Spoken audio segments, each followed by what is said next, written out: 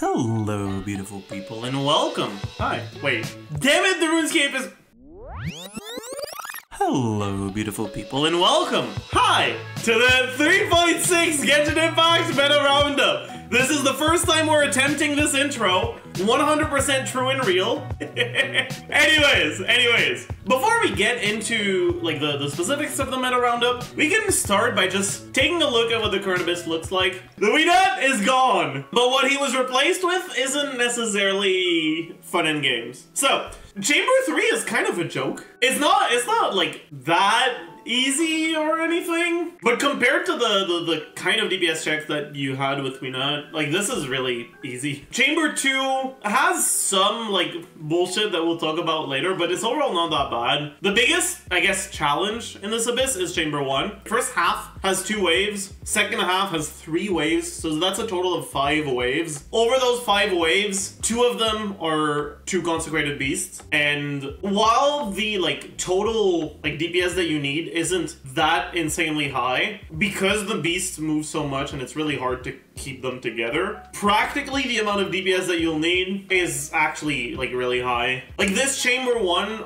it's about as difficult to meet the DPS requirements as it was on the Weenut, because it's a little bit lower, but the enemies are a lot more aggressive, so you have to spend a lot more time and focus on dodging. I much prefer things like this than things like the Weenut. I still have my gripes with it, and I'm gonna talk about them later, but like overall, I'd say that this is a better abyss than the Weenut one, and I'm glad that it isn't worse, I guess. But it definitely is not the greatest abyss either. So, first wave on first half, Chamber 1, is Ruin Hunter, Ruin Destroyer, and 2 Ruin Defenders. And then second wave is both Consecrated Beasts. On the second half, you have 4 Shrooms, then you have 2 Kairagis with 2 Nobushis, and then you have the 2 Consecrated Beasts. Chamber 1 has a lot of like AoE damage needed. Chamber 2, single target first side, AoE second side. Chamber 3, same thing. So this abyss very much favors teams that have good AoE, right? Because you can put them on second side and they do really well. And it kind of punishes teams that are only good in single target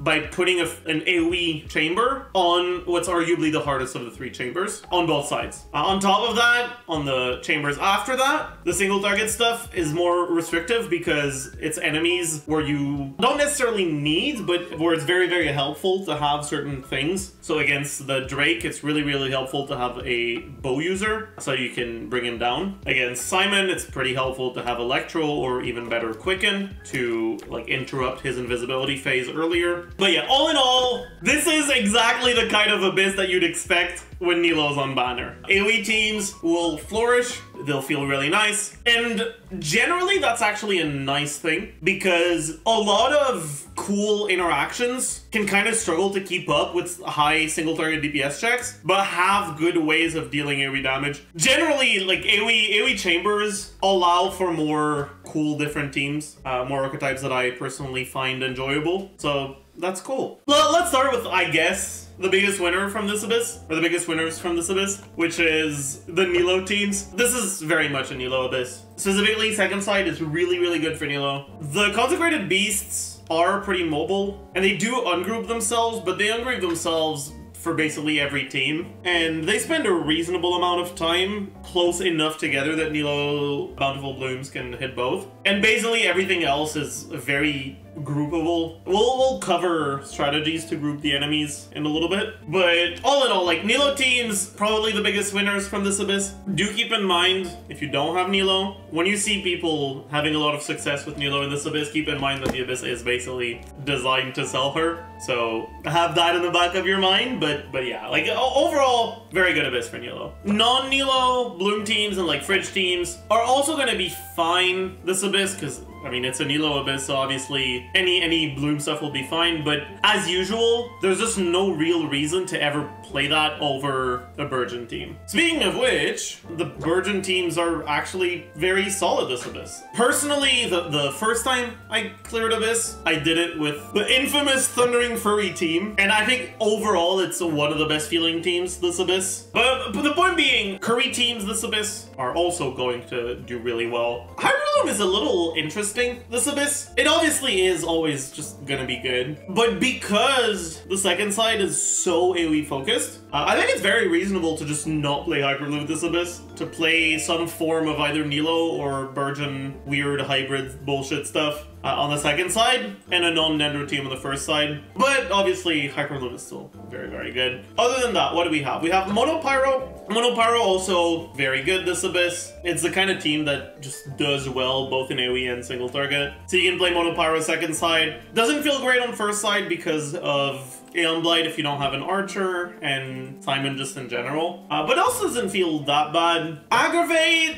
I feel like Aggravate is a little weird, this Abyss. Like Aggravate and Spread teams, they're good, but generally the Aggravate teams and the Spread teams struggle a little bit more to find defensive utility options that don't like fuck over your team synergy. And against this Chamber 1, it can punish you really hard for not having defensive utility options. So it's probably a little bit less attractive than usual, but it's still a very, very good archetype, so you'll still be fine if you have an invested team that revolves around one of those reactions. Like it'll still be good, but it'll punish you harder if you don't end up going for the defensive utility options. On-field Vape carries. Honestly, not really the Abyss for them. Still, obviously, like you'll be able to make them work, but Simon and Aeon Blight Drake restrict a lot the supports. Not that you can, but like that you should, I guess, run with them. It makes it a lot harder to get away with not playing your rotations very well or not having your units very well built. You'll always be able to clear if you have enough investment, but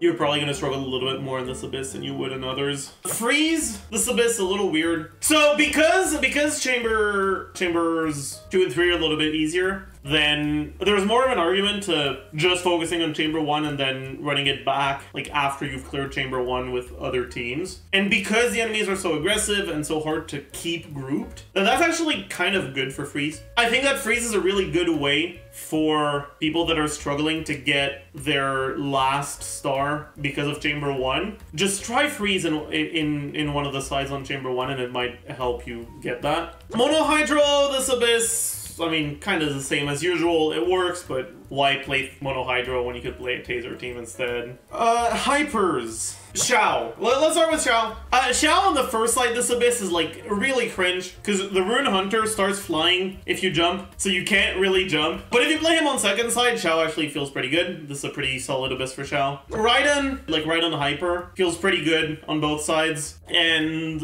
I guess Mela teams are okay.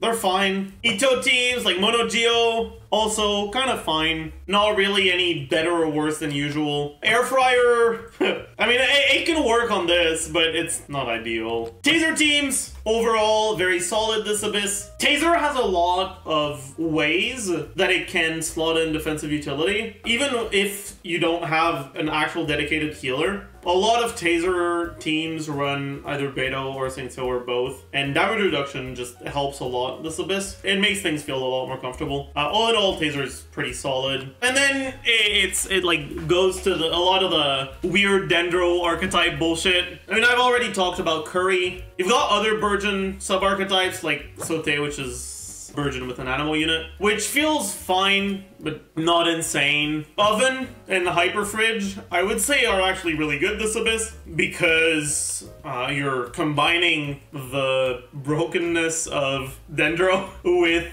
the comfort of having Freeze against Consecrated Beasts and stuff like that. OverVape teams are not punished very hard because most of the enemies can get knocked back, but it doesn't like hurt your grouping too much. The Hilichurl rogues tend to be knocked back in the same direction as each other. The Eremites, a lot of them can't get knocked back while they're in certain phases. The Consecrated Beasts mostly can't get knocked back. The Shrooms are pretty squishy. The Kairagis generally get knocked back the same direction as each other. The Kenkis can't get knocked back. So this Abyss doesn't really punish Overload very much. Oh yeah, you're right, I didn't talk about National. I mean, there's not much to say about National. National good. Wow, crazy. But yeah, I feel like there's just not that much to say other than, as a general rule, AoE does really well this Abyss, and if you can get past Chamber 1, you can probably get past the rest. Let's get into some chamber-specific tips. Thank you to Raiden Reckless on the Genshin Impact Tips subreddit. But yeah, I'll be using these to just like explain a few tips. Let's start with this one. So you spawn here, right? The Ruin Hunter will, after a little bit, start flying towards you. The Ruin Destroyer will also eventually like burrow and then come back up towards you. But even then, it's starting towards the middle, so it's even if it doesn't, it's still generally gonna be close enough to get hit with your AoE. So these guys are the ones that matter. The Ruin Defenders at the start of the chamber, if you don't move, right? So if you stay here at the beginning, they have two different attacks that they can do. One of them, they'll start charging up a laser that they shoot at you, and the other one, they'll do like, ooh,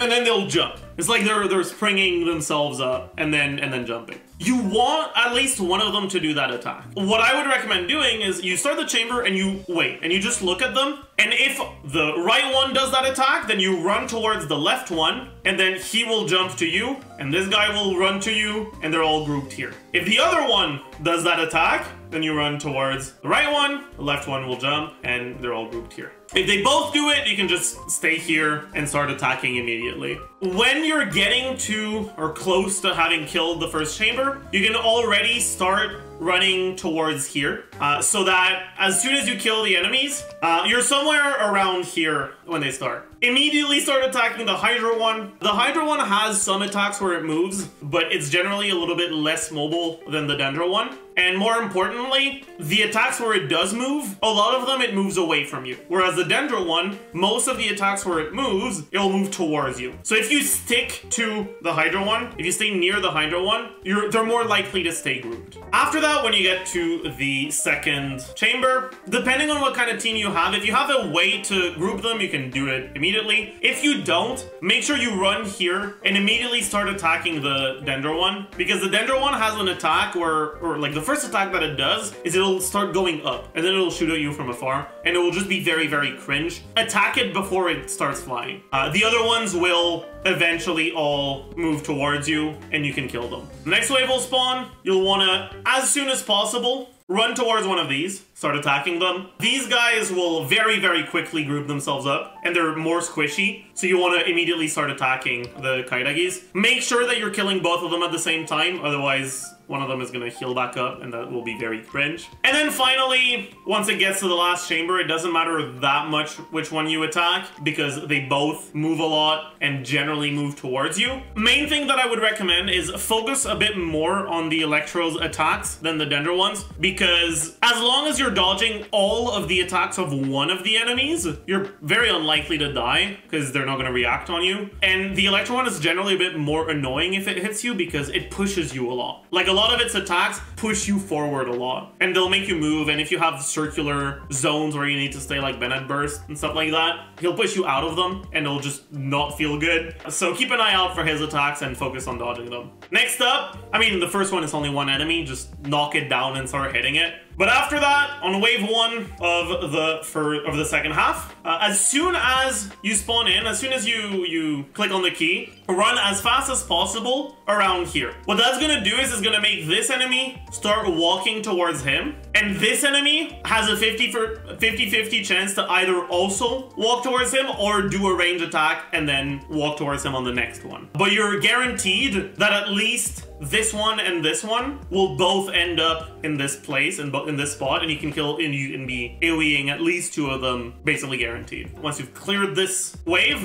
and the second wave spawns, you want to, as quickly as possible, you want to run towards here, right? Like you'll be somewhere around here if they haven't moved. Run somewhere around here, because the Cryo one, the Sunfrost, will immediately run towards you. The Desert Clearwater will infuse herself with Hydro and then run towards you. And I don't remember what her name is, but the Pyro one will spawn her thing and then teleport somewhere around here. But they'll end up, all four of them, being relatively close together if you go to the Animal one. The Animal one is basically the only one that doesn't move towards you eventually. But yeah, as long as you do that, it shouldn't be too much of a problem to keep them grouped. And then finally, again, Simon, pretty straightforward. But this one, if you start the chamber by going here, the Cryo one will do his dash attack towards you, dodge the attack, and then run here, or somewhere in this area. And then the Cryo one will walk back towards the other two, and you'll have them somewhat grouped. It's very difficult to keep the kenkies grouped the whole time because it's always RNG which way they end up like waddling, and they always have a chance to waddle away from each other, so you can't really keep them grouped forever, which is unfortunate. It's not that noticeable if you kill them in 1 or 2 rotations, but if it takes you more than that to kill them because you're lower investment, it's gonna feel really bad. You can also, if you have Kazuha, if you start the chamber by using your E, from what I understand, the Cry one will skip his dash attack, and so he's just gonna walk towards you. So you just start with Kazuha E and then you walk into them and they'll be grouped. So let's run through this using, I don't know what teams I want to use. What teams do I want to use? Normal Hyperbloom on one side and Mono Pyro on the other. And we can focus a little bit more on tricks on grouping them properly. But yeah, so for the first one, just watch. The left one does the jump attack. So if I go towards the right one, they end up relatively closely grouped. Obviously, this isn't a team that's like all that AoE, so it doesn't matter that much that I group them, but that's fine.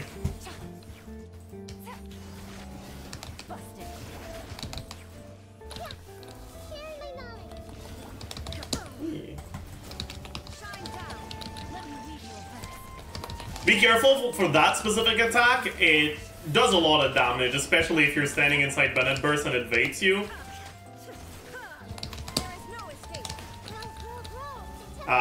It hurts a lot, so make sure you dodge it. That attack hits twice, so make sure you dodge the second hit.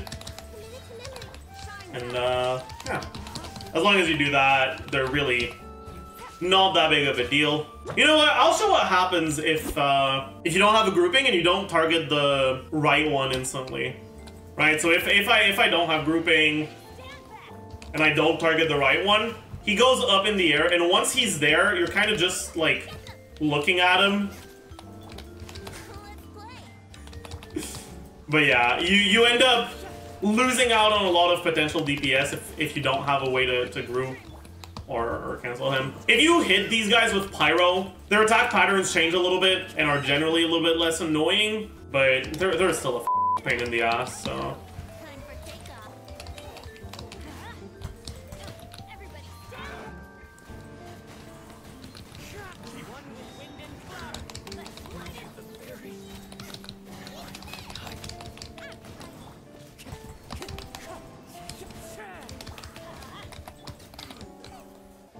Again, make sure you kill both of them around the same time. And as long as you focus on dodging the attacks from the Electro one, you shouldn't die.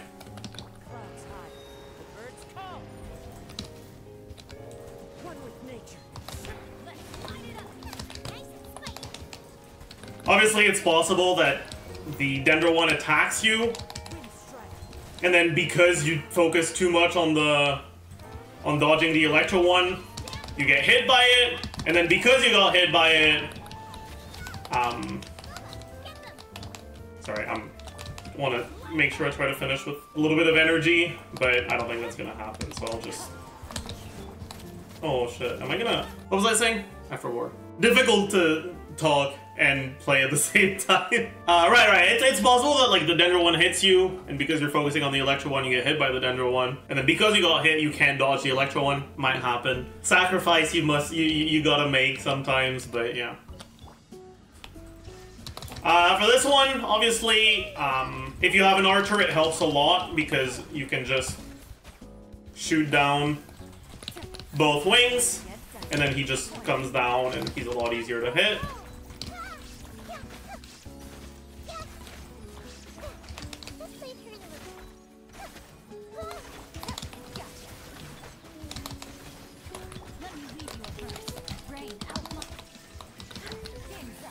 Probably shouldn't have used burst there, because I'm not gonna get it back, am I?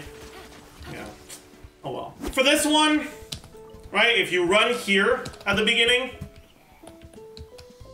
the right one will always group with this one, but the other one has a chance to not, and it's a little cringe if he doesn't, but it is what it is.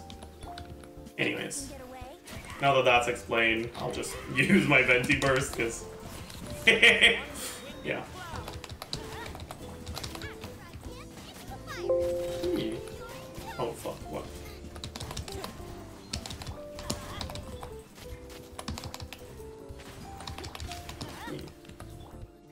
again, for this one, I'll wait before using burst just to show you guys that they do group themselves up naturally if you walk up here. Do be careful because shit is dangerous here. Things will kill you. Yeah, fuck. Okay. I think I showed you guys for a little bit too long there.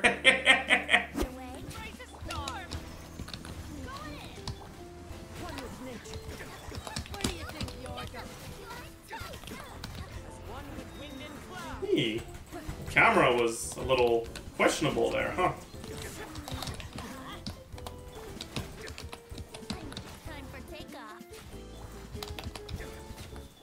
Eee, I do not have a lot of HP remaining.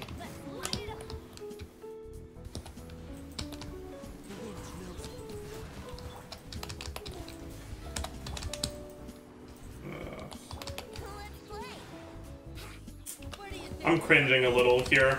I kinda... Kinda f***ed it up there. Didn't kill the bird fast enough, but... Oh well. Oh well. And then last chamber.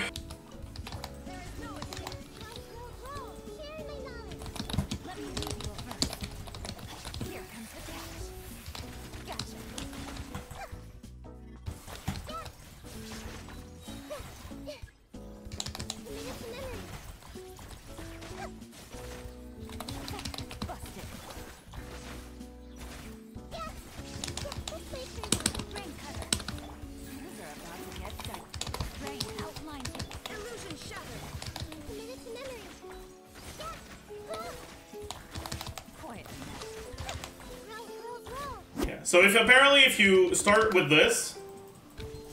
No, never mind. It didn't work. I've never tried the trick before, I just heard that it worked.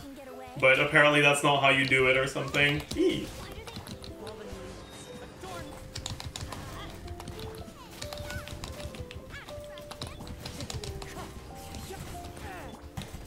Eee.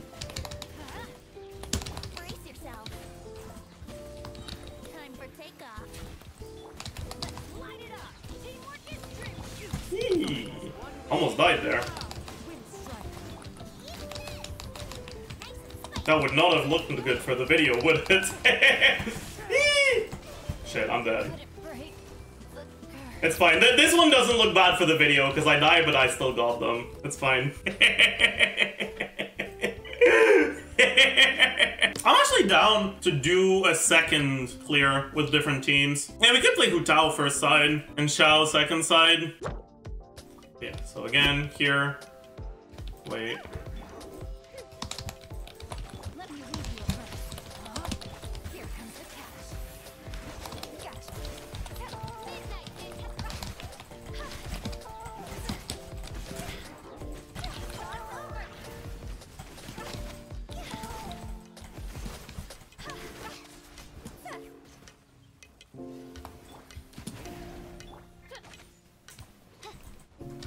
Oh, I got hit by that. I am bad.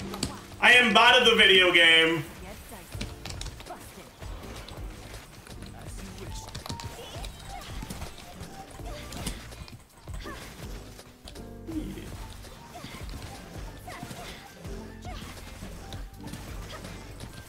I didn't get the... It's fine, no one saw that.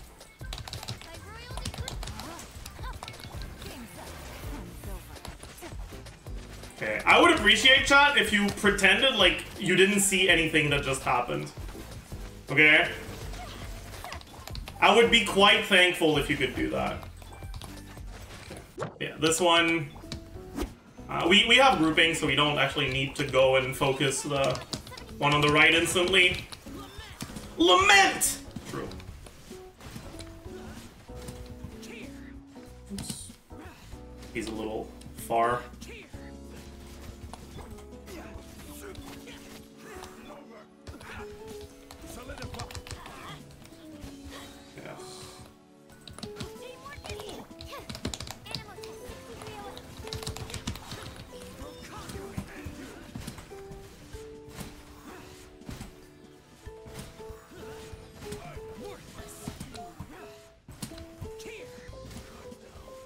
Okay.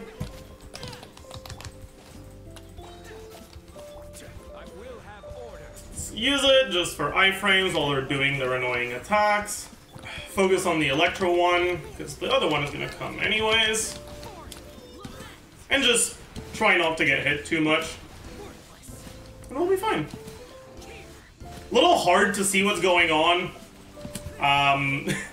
with Xiao and Nilou teams this Abyss. Especially in this chamber. Because the blessing, right? It's when you... Fuck. I think I missed an E. But yeah, the blessing is when you lose HP, it deals damage around you.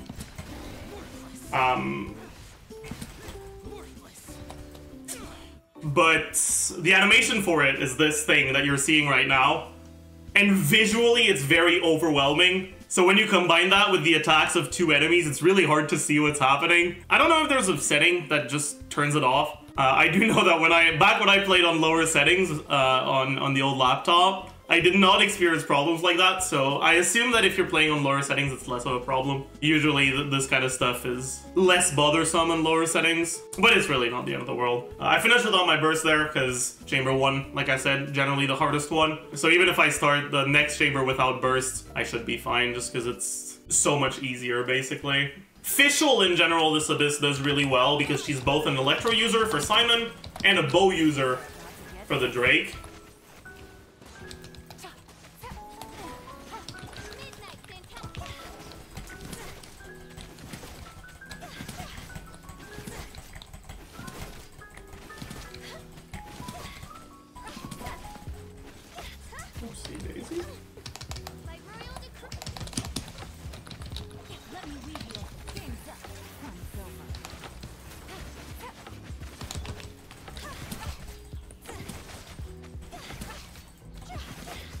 So any team where you can slot in Fischl as like a flex slot will have it a little bit easier. I probably should have used an E there. But yeah, as you can see, right, this time we got lucky and they both did the attack where they walk forward.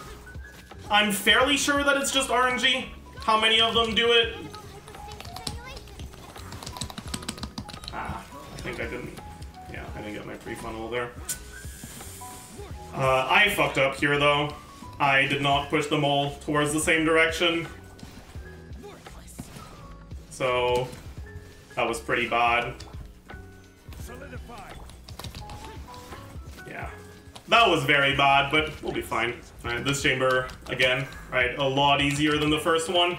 As long as you don't fuck it up too bad, generally you should be fine. I don't want to use my burst here. Okay, there we go. Okay, now here, just do this. And we start lamenting all over them.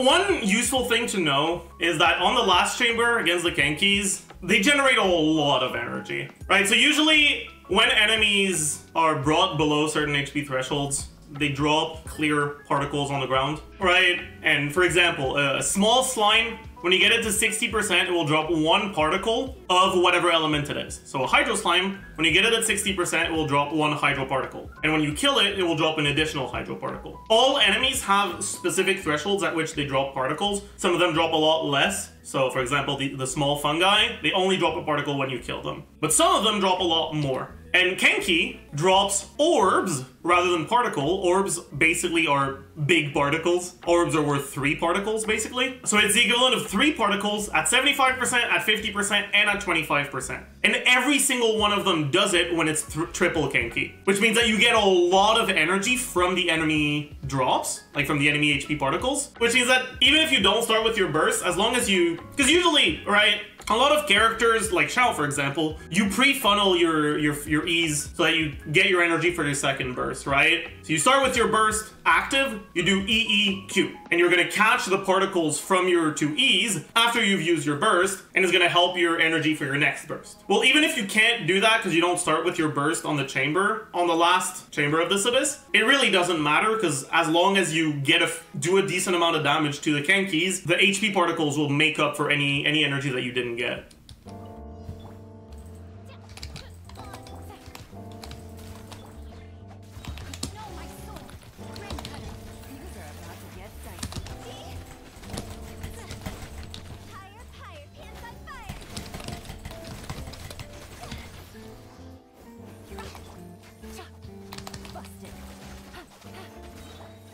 Okay, now let's just do this.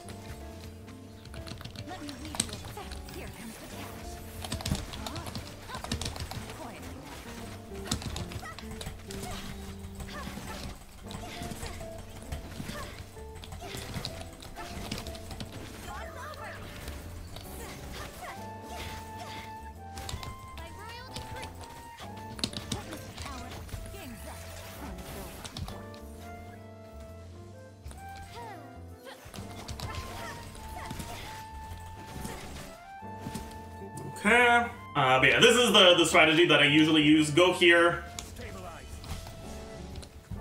And then walk back here.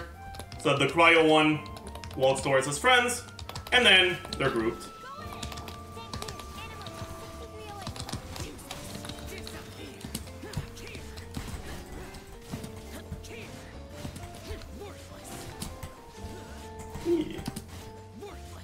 But yeah, as you can see, right? Even if I didn't pre-funnel, I already have basically my burst back on Xiao. Because these enemies drop so many particles.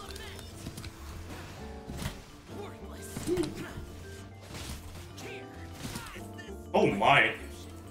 I could keep going, but I'll do it again. Yeah, here if you're worried about dodging, you can just use an iframe on this one. This was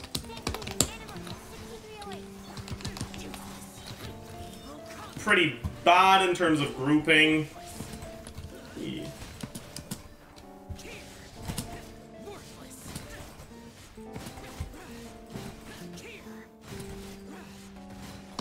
But we'll be fine.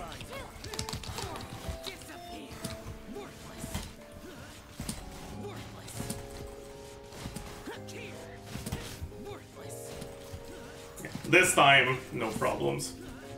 If you don't turn your brain off, generally you'll be fine.